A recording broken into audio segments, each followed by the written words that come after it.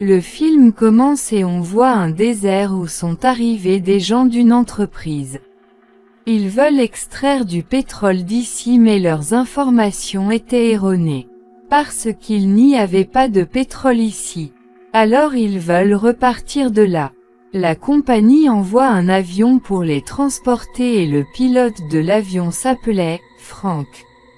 Il a un copilote avec lui, ils sont venus les transporter d'ici. Après s'être assis dans l'avion, ils étaient tous prêts à partir de là. Pendant ce temps, une grosse tempête s'est approchée là-bas sur le chemin. Le pilote de Frank lui demande, que devons-nous faire maintenant? Frank dit que si nous revenons, nous devrons attendre le carburant après y être allés. Parce que nous n'avons pas assez de carburant pour redécoller de l'avion. Frank emmène son avion dans la tempête et le fait voler vers le haut. Leur avion porte un poids lourd.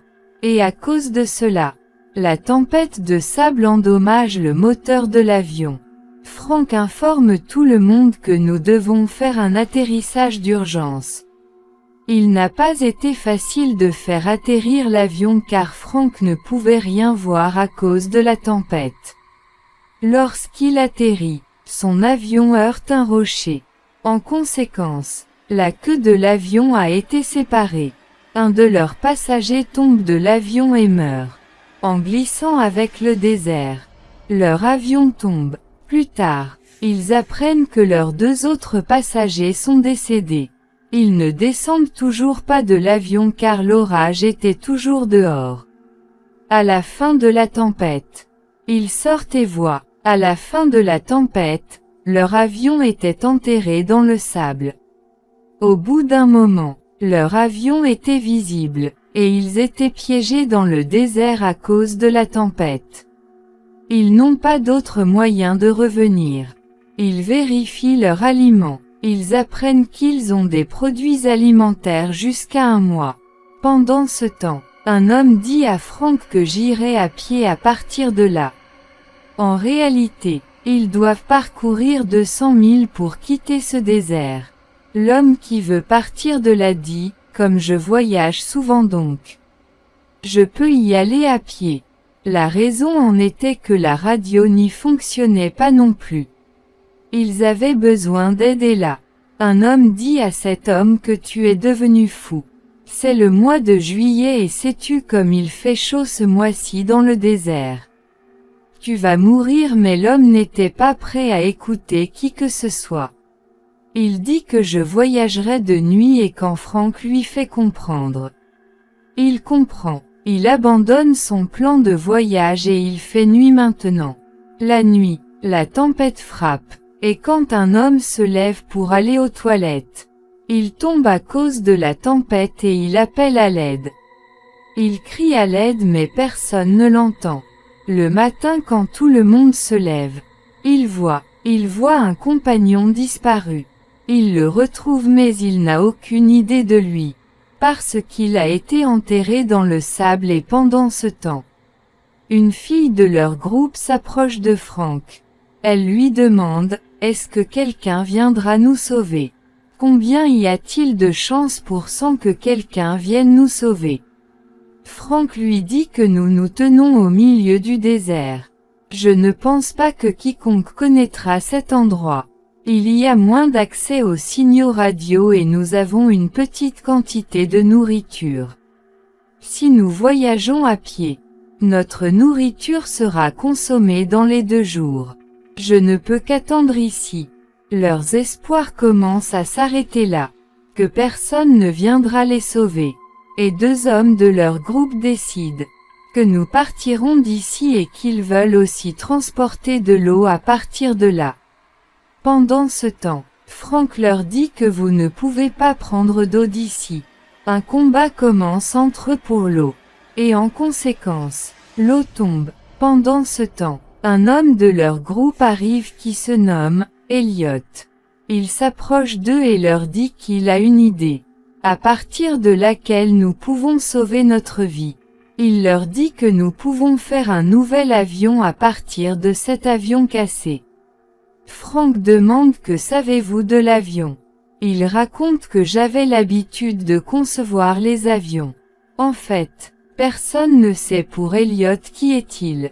Et d'où vient-il? Parce qu'il vient d'entrer dans cette entreprise et qu'il a passé peu de temps avec eux.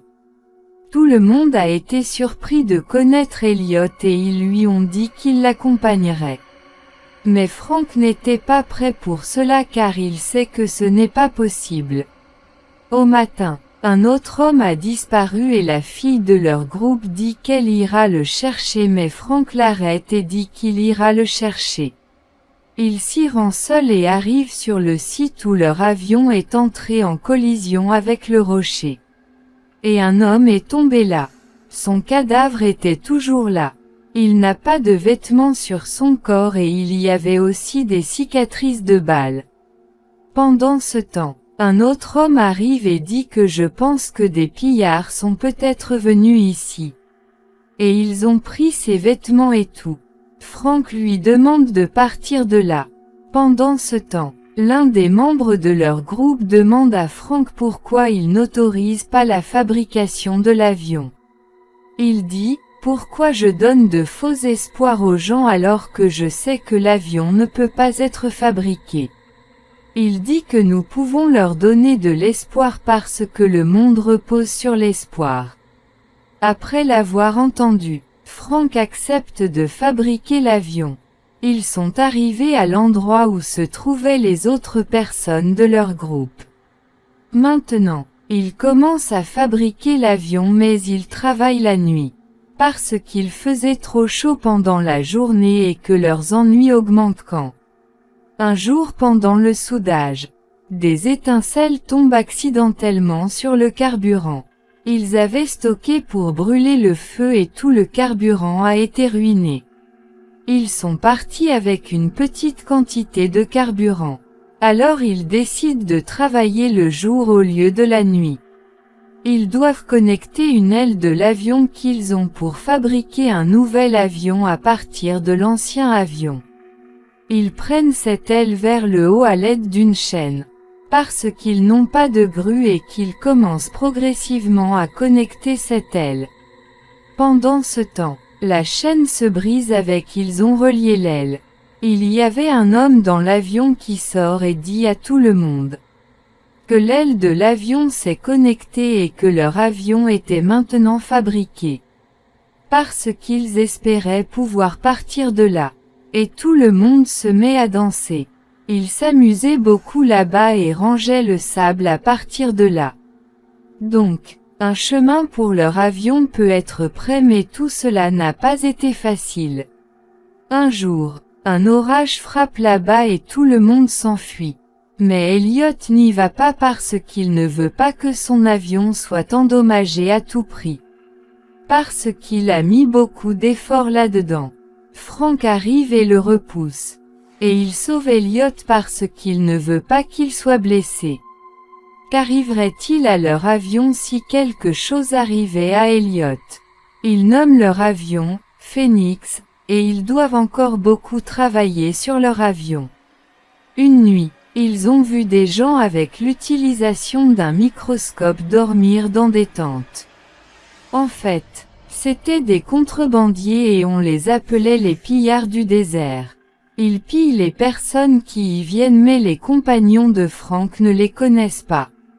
Frank leur dit de demander leur aide pour obtenir de l'eau. Elliot essaie de l'arrêter, mais il l'ignore. Après avoir pris ses quelques compagnons, il va leur prendre de l'eau. Lorsqu'il s'approche d'eux, les passeurs les attaquent. Ils tuent un des amis de Frank. Et une bagarre commence là-bas. Les passeurs y sont tués. Mais un de leurs amis s'enfuit.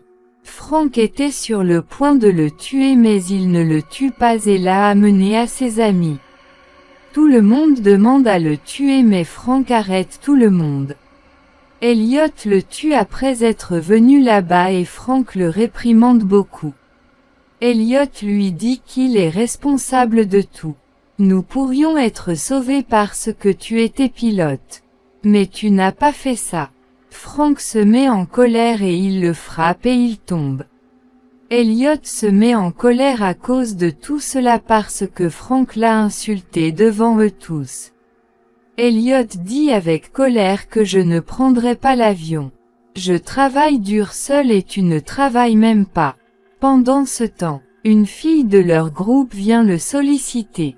S'il vous plaît, soyez d'accord avec nous. Comment pouvons-nous travailler sans vous? Nous ne pouvons pas. Elliot pose maintenant une condition. Si Frank lui présente ses excuses, il travaillera avec eux. Frank lui a présenté ses excuses. Et un jour, alors qu'ils regardaient avec leur microscope, il voit le passeur qui a fui et venu avec ses membres. Il ne les attaque pas.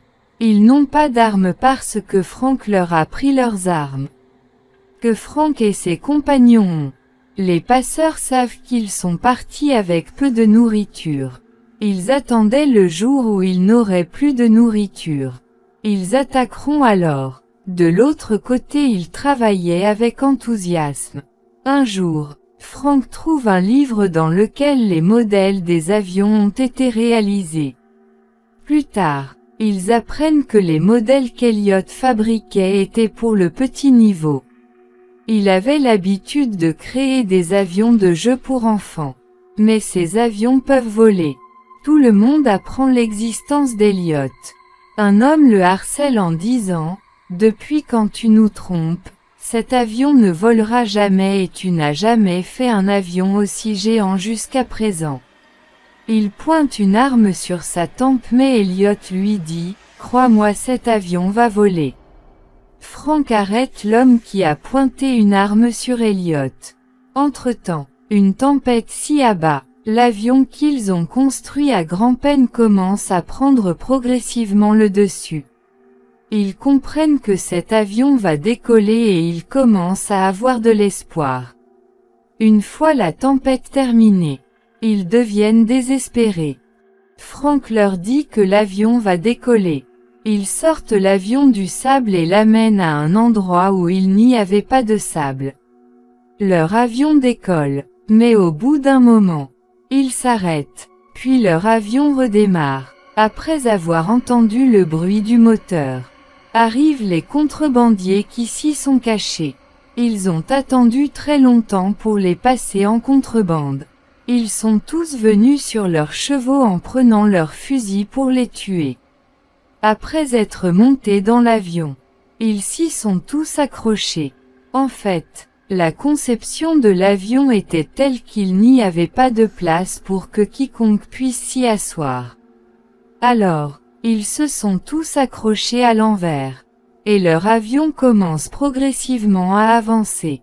Les pillards leur tiraient dessus mais les canons ne les touchaient pas.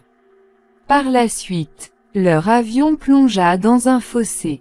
Les passeurs pensent qu'ils sont peut-être tous morts. Mais soudain, leur phénix s'envole dans le ciel. Ils étaient tous plutôt contents, considérant qu'ils ont réussi dans la lutte qu'ils mènent depuis des semaines. Ils ont échappé au désert de cette manière. Dans la dernière scène, on voit des images de certaines personnes qui ont contacté leur famille. Nous découvrons à propos de Frank qu'il a créé sa propre compagnie aérienne qu'il a nommée Phoenix. Elliot, comment pouvons-nous jamais l'oublier? Il était la raison pour laquelle tout le monde a été sauvé. Sa photo a été publiée dans un journal dans lequel il était écrit « NASA ». Cela signifie qu'il travaille maintenant à la NASA. De cette façon, ils jouissent d'une vie heureuse. L'histoire du film se termine là-dessus. Merci.